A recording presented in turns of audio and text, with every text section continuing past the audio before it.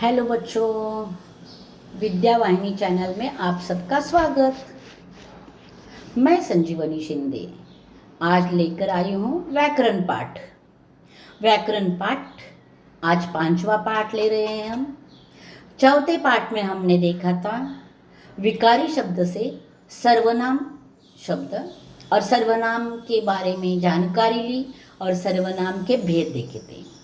आज हम देखने वाले हैं हिंदी व्याकरण में विशेषण। विशेषण किसे कहते हैं और विशेषण के भेद हम देखेंगे। तो चलो बच्चों, हम विशेषण की पढ़ाई शुरू करेंगे। पहले हम देखेंगे कि शब्द भेद। थोड़ा रिवीजन टाइप लिया तो आपको समझ में आएगा। शब्द भेद दो प्रकार के होते हैं, एक सव्य शब्द, एक अव्यय शब्द। सव्य शब्द के 4 भेद होते हैं: संज्ञा, सर्वनाम, विशेषण और क्रिया। इसमें संज्ञा हमने पढ़ी है, सर्वनाम हमने पढ़ा है, अब आज पढ़ रहे हैं हम विशेषण। तो विशेषण की जानकारी लेंगे हम। इसके लिए पहले उदाहरण देखेंगे। उदाहरण 1, अपराधी को कड़ी सजा मिलनी चाहिए। गाय का दूध मीठा होता है। ये बच्चे पाठशाला में पढ़ते हैं। यह गांव नशा मुक्त है। सप्ताह में 7 दिन होते हैं। इसमें देखो, कड़ी, मीठा, यह, 7, ये सारे रेखांकित शब्द किसी न किसी संज्ञा या सर्वनाम की विशेषता बताने के लिए आए हैं। इसीलिए इन शब्दों को विशेषण कहते हैं। उपर्युक्त वाक्यों में कड़ी, मीठा, यह, 7 ये रेखांकित किए शब्द संज्ञा की विशेषता बताने वाले हैं। संज्ञा के समान विशेषण सर्वनाम के भी बताए जाते हैं।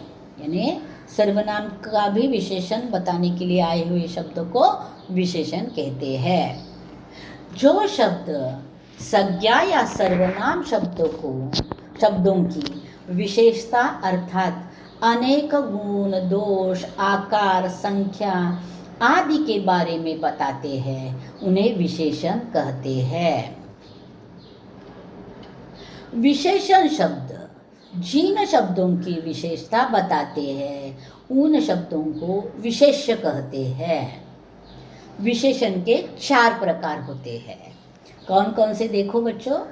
पहला प्रकार गुणवाचक विशेषण, दूसरा संख्यावाचक विशेषण, तीसरा परिमाणवाचक विशेषण और चौथा सार्वनामिक विशेषण। ये हो गए 4 विशेषण के प्रकार। एक एक करते हुए हम आगे बढ़ेंगे कि विशेषण गुणवाचक विशेषण पहला प्रकार है।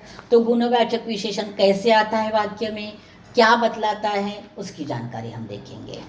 उसके लिए बताया गया है, जो शब्द संज्ञा या सर्वनाम के गुण, दोष, रंग, रूप आदि का बोध कराते हैं, उन्हें गुणवाचक विशेषण कहते हैं। यानी संज्ञा का गुण या दोष बताया, रंग या रूप बताया, इसके लिए जो शब्द आता है वह विशेषण कहता है, गुणवाचक विशेषण कहता है।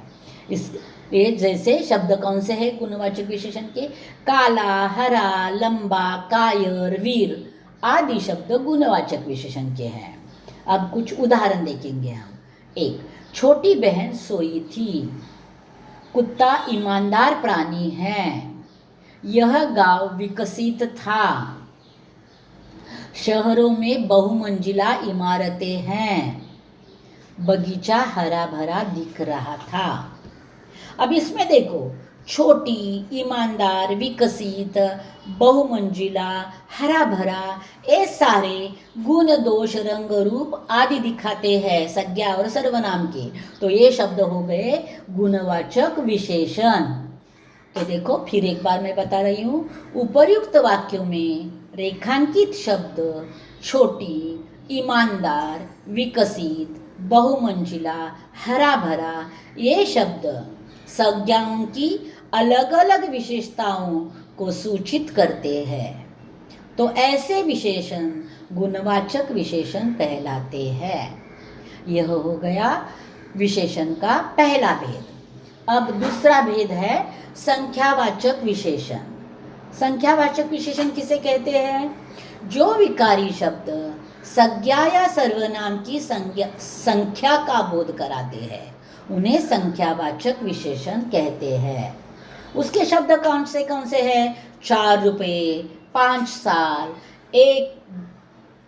5 साल, 1, 2, 3, 4 आदि शब्द। उसके उदाहरण हम देखेंगे।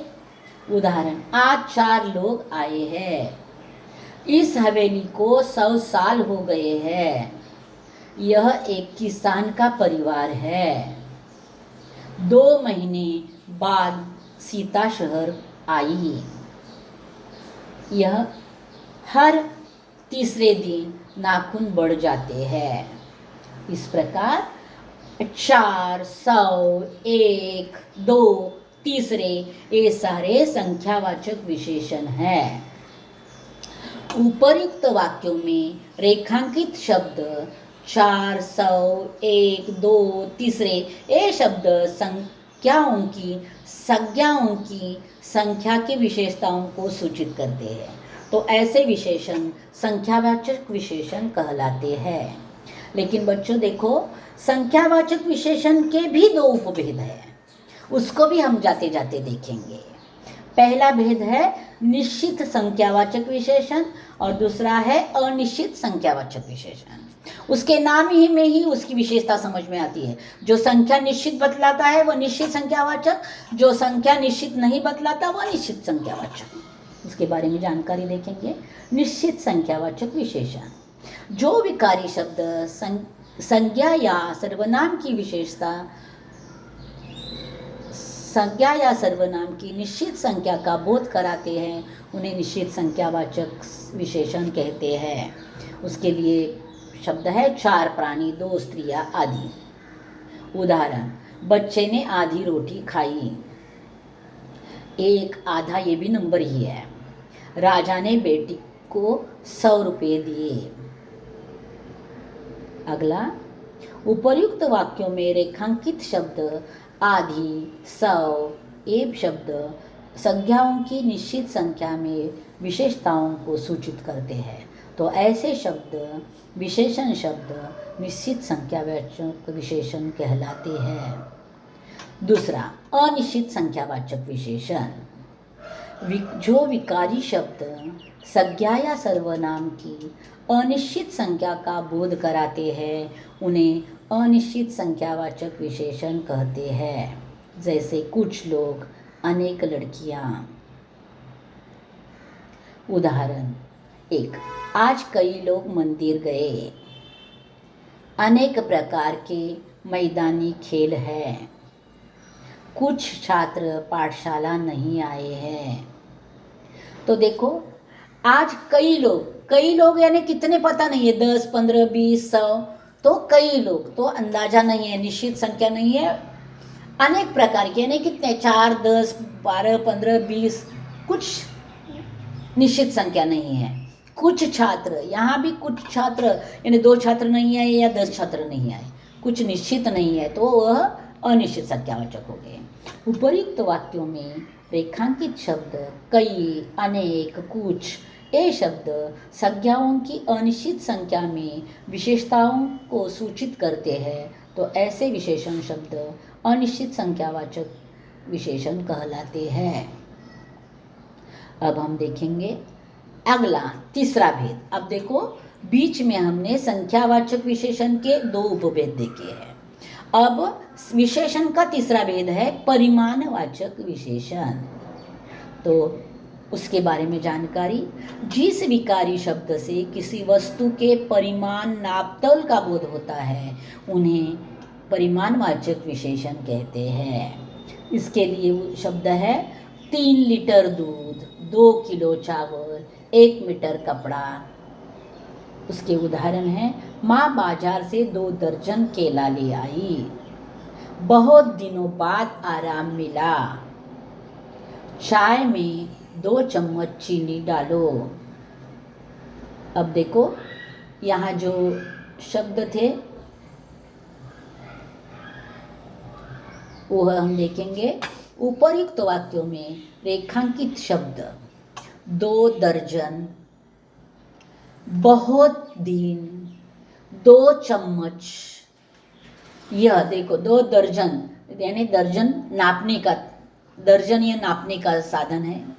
बहुत दिन नापने का साधन है, दिन। और चम्मच 2 चम्मच, चम्मच यह परिमाण का साधन है। तो ऐसे जो परिमाण नाप तोल का बोध कराते हैं, तो ये शब्द संज्ञाओं की इन विशेषताओं को सूचित करते हैं। तो ऐसे विशेषण शब्दों को परिमाणवाचक विशेषण कहते हैं। अब देखेंगे हम अंतिम प्रकार सर्वनाम का सार्वनामिक विशेषण। सर्वनाम जैसा दिखता है लेकिन वह वाक्य में संज्ञा की विशेषता दिखलाने के लिए आता है। पिछले वीडियो में, सर्वनाम के वीडियो में हमने जो शब्द देखे हैं सर्वनाम के, वही सार्वनामिक विशेषण के साथ आएंगे। बच्चों थोड़ा यहाँ कंफ्यूज हो सकते हो तुम, अरे यहाँ भी यह है, वहाँ भी यह है, यहाँ भी वह है, वहाँ भी वह है, यह वह, ये वे, ये सारे सर्वनाम हैं। तो वो सर्वनाम कैसे पहचानेंगे और विशेषण कैसे पहचानेंगे? तो उसके लिए एक छोटी सी बात हमेशा याद रखना, जो सर्वनाम संज्ञा के साथ आता है वह सार्वनामिक विशेषण होता है। इतनी बात अगर आपने याद रखी तो आप सर्वनाम और सार्वनामिक विशेषण में कभी भी नहीं फंसोगे। लेकिन इस बात को याद रखना है, जो भी सर्वनाम संज्ञा के साथ जुड़ जाता है तब वह सार्वनामिक विशेषण बन जाता है।